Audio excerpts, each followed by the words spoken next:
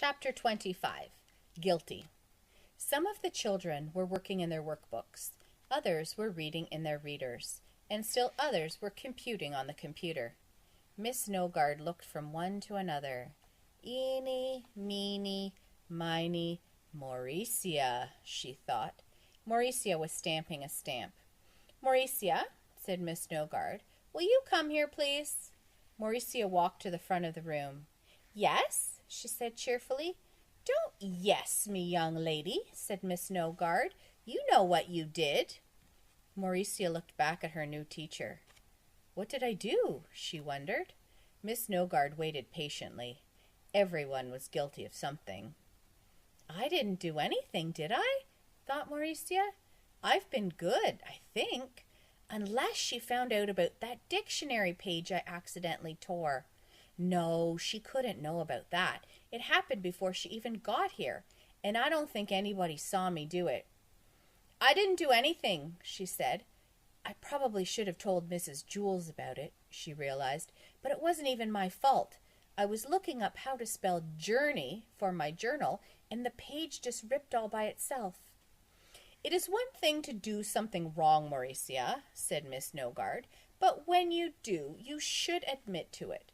We all make mistakes, but when you lie about it, you make matters much worse for yourself. Mauricia nodded as she tried to figure out what to do. If Miss Nogard knew she tore the dictionary page, then of course she should admit to it. But there was no way Miss Nogard could know. It was impossible. I don't know what you mean, she said innocently. I didn't do anything wrong. She smiled at her teacher. Miss Nogard stared at her a long moment, then said, Will you please bring me the dictionary? The smile dropped off Mauricia's face and crashed on the floor. The dictionary lay on top of the bookcase. Mauricia numbly went after it. How could she know? She wondered. It's impossible. Maybe she just wants to look up a word. She carried the heavy book back to Miss Nogard. Thank you, Mauricia, said Miss Nogard, flipping through the pages. I just need to look up journey. Mauricia couldn't take it any longer. I ripped it, she cried out. I tore the dictionary. I'm sorry. I didn't even know how it happened. I was just turning a page, really. Maybe pages only have a certain amount of turns in them, like 999. Then when you turn the page for the 1000th time, it will rip, no matter who turns it. Miss Nogard sadly shook her head. I am very disappointed in you, she said. Not only did you vandalize the dictionary, but then you lied about it. I thought I could trust you, Mauricia. I guess I was wrong.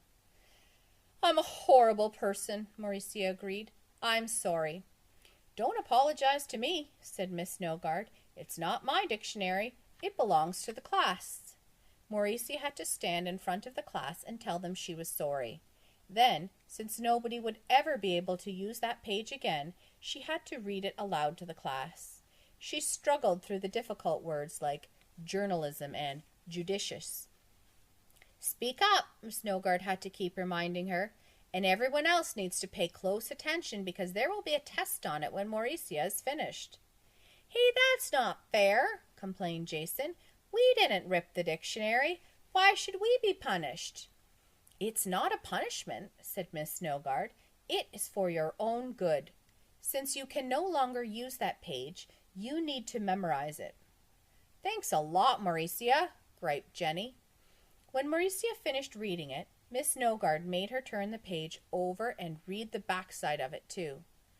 But I only ripped the front, said Mauricia, not the back. She finished, then returned to her seat, angry and upset. She wasn't angry at Miss Nogard. Miss Nogard was just being fair, she thought. But there was only one way Miss Nogard could have known about the torn page, she realized. Somebody in the class must have seen her tear it and then ratted on her. She looked around the room, from Dee Dee to Todd to Terence to Joy. She didn't trust any of them. One of her friends was a no-good, dirty, double-crossing snake in the grass.